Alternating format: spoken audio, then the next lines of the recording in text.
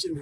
మళ్ళీ నేను ఫోన్ చేస్తే బిజీ వచ్చింది. బిజీ వచ్చిన తర్వాత ఈ టైంలో నీకు ఎందుకు ఫోన్ చేస్తే రోజు ఏం బిజీ రాలేదు తెచ్చును అట్లా వేయకు అది ఏది అని చెప్పి అంటే ఎందుకు నీకు ఏదైతే చెప్పు తప్పు ఇలా రేపు రోజులు మంచిగా లేవు అని చెప్పిన నేను దూరం ఉన్నా నన్ను బ్లేమ్ చేయకు అని చెప్పి కూడా చెప్తే ఏం చేయలేదు నన్ను చంపేస్తావా నీ గురించి నేను చచ్చిపోతా నువ్వు పెట్టే టార్చర్ బాగుంది అంటే నేను ఏం పెట్టినా నువ్వేం మాట్లాడుతున్నావు నేను ఎంత దూరం ఉన్నా చిన్నపిల్లగాడు ఉన్నాడు ఆయన ముంగట ఉర్రకు చేయకు అంటే ఫోన్ ఎత్తేసింది ఫోన్ దన్నుడు ఎన్ని విధాలుగా చేసింది కానీ అది చనిపోయింది దాన్ని ఇప్పుడు నేను ఏమనలేను. అంటే మీరు బహ్రెయిన్ లో ఉండడం ఇష్టం లేదా ఇక్కడికి రావాలి ఇక్కడ కలిసిందామన్నదా ఎప్పుడన్నా ఈ టాపిక్ వచ్చిందా?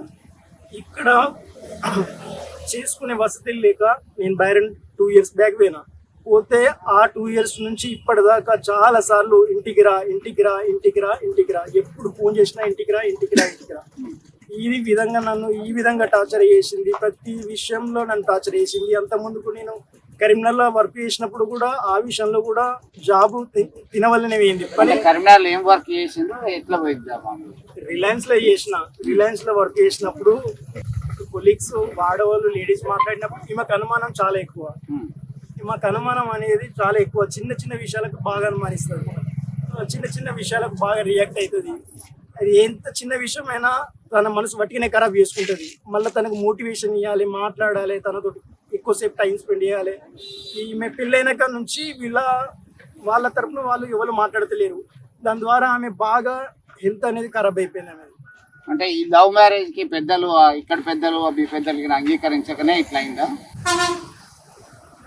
మా పెద్దలు అంటే అందరూ అంగీకరించారు. వాళ్ళ అమ్మ కూడా మాట్లాడుతుంది. ఇప్పుడు కూడా తను ఇక్కడనే ఉంటుంది. కాకపోతే వాళ్ళ అన్న విషయంలో చాలా సార్లు మా అన్న మాట్లాడితే బాగుంటుంది. మా అన్న అంటే చాలా ఇష్టం. నాకంటే ఎక్కువ వాళ్ళ అన్ననే ఇష్టం. చాలా విషయాలలో మా అన్న కావాలి. ప్రతి విషయంలో నువ్వు మా ఇంటికి రావాలి తేజు, నువ్వు మా అన్న ముంగట ఉండాలి, మా అన్న నిన్ను తీసుకురావాలి అని చాలాసార్లు అనేది. ఆ టైం వచ్చినప్పుడు అయితే ఏ టైం ఒక సందర్భం వచ్చినప్పుడు అయితే పండు నువ్వు అన్నిటికీ తొందరపడద్దని నేను చాలాసార్లు చెప్పిన. అయినా ఆమె చిన్నపిల్లల మెంటాలిటీ అందుకని ఇట్లా చేసుకున్నది ఎన్ని చెప్పినా ఇంటలేదు. అంటే సెల్ఫీ సొసైటీ లో క్లియర్ గా చెప్పింది నన్ను అనుమానించినావు దైవ సాక్షిగా నేను ఎవరితో ఏం లేదు నాకు నిప్పును అని చెప్పి మంచిగా చూసుకోవాలని చెప్పింది. అనుమానించుడు అంటే ఫోన్ బిజీ వచ్చినందుకు ఎందుకు బిజీ వచ్చింది సరే. ఫస్ట్ సార్ ఫోన్ చేసిన బిజీ వచ్చింది. సెకండ్ టైం కూడా ఫోన్ చేసిన బిజీ వచ్చింది.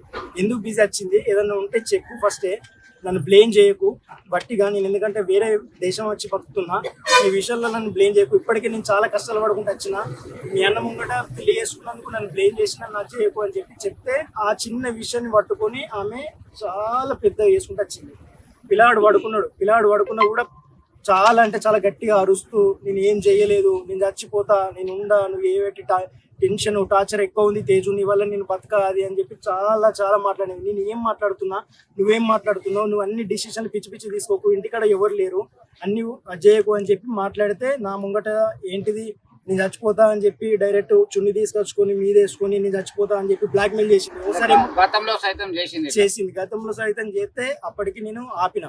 తర్వాత అగిపుల్ల మొన్న నైట్ అగిపుల్ల గీ పెట్టుకుని నేను చచ్చిపోతా అని చెప్పి బ్లాక్ మెయిల్ చేసింది.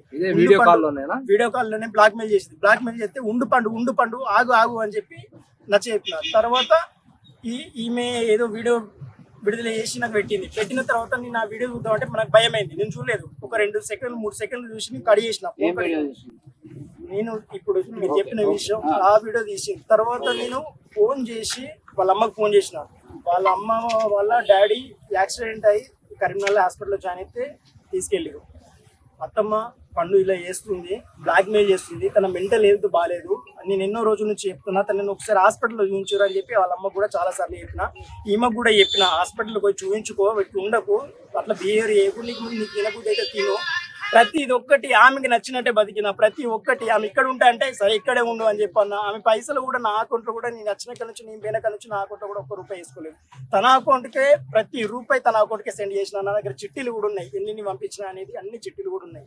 తనకు నచ్చినట్టే బతుకు అని చెప్పన్న, నీకు నచ్చినట్టే ఉండు అని చెప్పన్న. కానీ తప్పు మాత్రం ఏది వేయద్దు, మనం లవ్ మ్యారేజ్ చేస్తున్నాం అని చెప్పి ప్రతి విషయంలో నేను అన్నిటికీ సమానం చెప్పుకుంటూ వచ్చిన. మొత్తం మీద గతంలో సైతం పలుమార్లు ఆ ఫోన్లోనే గొడవ పడ్డారు. గతంలో 2-3 సార్లు ఆత్మహత్య చేసుకుంటా అని చెప్పేసి బెదిరించింది. అయినా నచ్చ చెప్పినా అని చెప్పి చెప్తున్నటువంటి పరిస్థితి. మొత్తం మీద ఆయన తన భార్య మరణానికి సంబంధించినటువంటి వార్త వినగానే ఇక్కడికి ఉటావుట్న వచ్చిండు బహ్రెయిన్ నుంచి. ఈ చిన్న చిన్న అనుమానాలే ఇంతటి విషాదానికి దారితీస్తాయని అని చెప్పి ఆవేదనతో చెప్తున్నటువంటి పరిస్థితి. శ్రావ్య ధర్మతేజలు ప్రేమ వివాహంతో ఒక్కటయ్యారు గత 5 సంవత్సరాలుగా. అయితే ఈ ప్రేమ వివాహాన్ని పెద్దలు అంగీకరించారా లేదా అనేది పక్కన పెడితే ఆయన ఉపాధి నిమిత్తం ఒక కుమారుడు జన్మించగానే ఉపాధి నిమిత్తం బహ్రెయిన్ దేశం వెళ్ళారు. ఈ క్రమంలో ఫోన్లో కన్వర్జేషన్ జరుగుతుంది. మరి అనుమానమే పెనుభూతమైందా ఏంటో కారణం ఏంటో తెలియదు, కానీ మొత్తం మీద సెల్ఫీలు ఆమె చేస్తున్నటువంటి కామెంట్స్ కంటతడి పెట్టించే విధంగా ఉన్నాయి. స్థానికులు ఉన్నారు, స్థానిక నేత ఉన్నారు. ఏం జరిగింది అసలు ఈ శ్రావ్యకి సంబంధించి, ధర్మతేజకి సంబంధించి వివాహం ఎప్పుడు జరిగింది, ఎందుకు ఈ ఆత్మహత్య గల కారణం ఏంటనుకుంటున్నారు? 2020లో జనవరి 2 రోజు మ్యారేజ్ చేసుకున్నారు. స్థానికురాలు వాళ్ళ అమ్మాయి ఇక్కడ స్థానికురాలు బోయినపల్లిలో ఉండేది కొన్ని 2 సంవత్సరాలు 3 సంవత్సరాలుగా. అమ్మాయి తండ్రి అక్కడ జాబ్ చేస్తూ గుండెపోటుతో హఠాత్ మరణం చెందడం జరిగింది. టెలికాం డిపార్ట్మెంట్లో టెక్నీషియన్ గా పనిచేసేవాడు. జరిగిపోయిన తర్వాత అలా చదువులు కంప్లీషన్ కోసం ఒక 2 సంవత్సరాలు 3 సంవత్సరాలు అక్కడ ఉండడం జరిగింది. ఆ క్రమంలో అబ్బాయి కూడా సేమ్ క్లాసు, ఇద్దరు కలిసి ధర్మతేజ్ గొట్టే శ్రావ్య ఇద్దరు వివాహం చేసుకోవడం జరిగింది. వివాహం చేసుకున్న తర్వాత సపరేట్గా కాపురం పెట్టడం కూడా జరిగింది, మనకు తెలిసిన విషయం.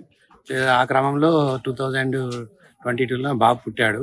బాబు పుట్టిన తర్వాత ఆయన బహ్రాన్ దుబాయ్ వెళ్ళడం జరిగింది. వెళ్ళిన తర్వాత అక్కడ ఆమె ఒక్కతి ఉండలేక తల్లిగారి ఇల్లు అయిన అమ్మమ్మ వాళ్ళ ఇంటికి వచ్చి ఉండడం జరుగుతుంది. గత 2.5 సంవత్సరాలుగా ఆమె ఇక్కడ ఉంటుంది.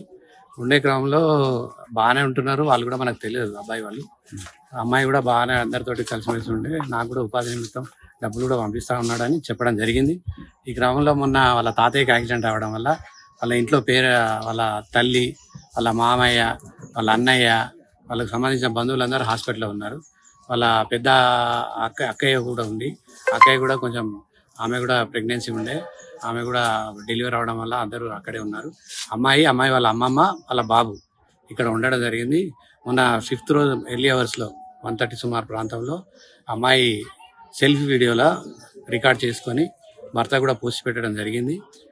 ఆ పోస్ట్ ద్వారా ఆయన కూడా రెస్పాండ్ అయ్యి వాళ్ళ తల్లికి ఫోన్ చేసి, మీ అమ్మాయి ఫోన్ బిజీ ఉన్నది, మీ అమ్మాయి ఫోన్ ఎత్తలేదు, ఈ రాత్రి ఎవరితో మాట్లాడుతానని తల్లి కూడా చెప్పినట్టు మనకు వాళ్ళ అమ్మ చెప్పడం జరిగింది. ఈ క్రమంలో మేము పొద్దున మేమందరం అక్కడ పడుకున్నాం. మా ఇంటి పక్కనే సుమారు 7 o'clockకి ఈ కూరగాయల ఆమె వచ్చింది, పద్మ అనే ఆమె. అందరు కూరగాయలు తీసుకున్నారు. అమ్మాయిని తీసుకో అని ఇంటికి ముందు నుంచి పిలవడం ద్వారా వాళ్ళు వేడిపోయినమాట. వాళ్ళ అమ్మమ్మ ప్లస్ వాళ్ళ కొడుకు ఏడుస్తున్నారు. కిటికీలు ఆల్రెడీ క్లోజ్ అయి ఉన్నాయి, లోపల గడియ పెట్టింది. వాళ్ళ గడియ రాక వాళ్ళు ఏడుస్తున్నారు. ఏడ్చే క్రమంలో ఈమె విని పిలవడం జరిగింది. పిలిచితే మేము వెళ్ళి తలుపుని బ్రేక్ చేసి చూసేసరికి ఆ హ్యాంగింగ్ ఉంది. హ్యాంగింగ్ ఉన్నాక ఇమీడియట్గా ఏమన్నా శ్వాస ఉన్నదన్నా మా తమ్ముడు చెప్పడం జరిగింది. చేస్తే అయితే దీన్ని కట్ చేద్దాం రాని కొడవలతో కోసేసడం జరిగింది. ఆమె చూసేసరికి ఆల్రెడీ ఆమె ఎప్పుడో రాత్రి పెట్టుకున్నట్టున్నది, చనిపోవడం జరిగింది. ఇప్పుడు ఎట్లా అయితే బాగుంటుంది? ఇప్పుడు ఈ ఘటనకు సంబంధించి వారు అన్యోన్యంగానే ఉన్నారు. అయితే ఈ మధ్య కాలంలో అంటే గల్ఫ్ దేశం వెళ్ళడం, ఆమె ఇక్కడ ఉండడం, దీంతో ఈ ఫోన్ సంభాషణకు సంబంధించిన గొడవలే కారణం అనుకోవచ్చు, అనుమానాలే కారణం అంతే. ఆ ఫోన్లో అమ్మాయి పెట్టిన మెసేజ్ ప్రకారం అయితే అమ్మాయి మాతో చెప్పలేదు, కానీ ఇంటర్నల్ గా జరుగుతుంది అది. వాళ్ళ అమ్మ కూడా ఒకసారి 2 సార్లు చెప్పిందట.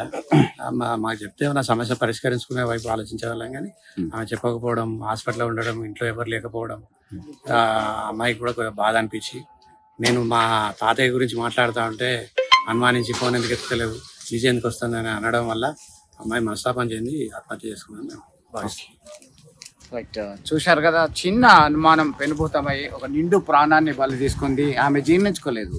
ప్రేమించి పెళ్ళాడినటువంటి భర్తే తనని అనుమానించడం అనేది తట్టుకోలేకపోవడం వల్లే ఆమె సెల్ఫీ వీడియో ద్వారా ఆమె బాధ అంతా వెళ్ళగక్కింది, ఆవేదన అంతా వెళ్ళగక్కి మరి మంచిగా చూసుకో కుమారుణ్ణి అనుకుంటూ ఆత్మహత్య చేసుకున్నటువంటి ఘటన అయితే కలకలం రేపుతుంది. ఇప్పటికే పోలీసులు కేసు నమోదు చేశారు. పూర్తి సమాచారం తెలుసుకుంటున్నటువంటి పరిస్థితి అయితే గమనించవచ్చు. తనను భర్త అనుమానిస్తున్నారనే విషయాన్ని జీర్ణించుకోలేకపోయింది. దేవుని సాక్షిగా నేను ఎవరితో మాట్లాడట్లేదు, నా కుమారుణ్ణి మంచిగా చూసుకో అంటూ సెల్ఫీ సూసైడ్ చేసుకుంది. అది కాస్త వైరల్గా మారింది. ఈ ఘటన విషాదాన్ని నింపింది. ప్రస్తుతం శ్రావ్య సోదరులు ఉన్నారు. ఏం జరిగిందండి అసలు? మీ దృష్టికి ఎప్పుడు వచ్చింది? గొడవలు అయ్యాయా? మీ సోదరి భర్త గల్ఫ్ దేశాలకు వెళ్ళారు. ఎప్పుడు వివాహం అయింది? ఏం జరిగింది అసలు? 2020లో జరిగింది సార్ మ్యారేజ్. అప్పటి నుంచి మాకు అసలు యాక్చువల్ కాంటాక్ట్లో లేదు. నాకు తన కాంటాక్ట్లో 2 years బ్యాక్ తను గల్ఫ్ వెళ్ళిపోయాడు. అప్పటి నుంచి చెల్లెలు మా ఇంట్లోనే ఉంటుంది. నాకు అంటే రీజెంట్ ఇంతకుముందు నాకు బయట నుంచి వచ్చిన సమాచారం ఏంటంటే యాక్చువల్గా నాకు పిల్లోడి గురించి తెలుసు ముందు నుంచే. మంచోడు కాదని చెప్పేసి తెలుసు. చాలాసార్లు నేను చెప్పాను, ప్రాపర్గా ఉండడు వాడిని కరెక్ట్ కాదని చాలాసార్లు చెప్పాను. అయినా తను వినలేదు. సరే అని చెప్పి సరే చేసుకొని బతుకుతున్నారు కదా అని చెప్పేసి అనుకున్నాను. బట్ ఇంత మెంటల్గా టార్చర్ చేస్తున్నాడని చెప్పేసి నాకు తెలియదు. ఫిజికల్గా చాలాసార్లు టార్చర్ చేశాడు, మెంటల్లీ కూడా టార్చర్ చేశాడు. ఒకసారి మా మదర్ వెళ్ళి కూడా మాట్లాడిన తర్వాత నేను ఇంకోసారి తప్పు చేయనని చెప్పేసి తన కాళ్ళ మీద కూడా చెప్పాడు.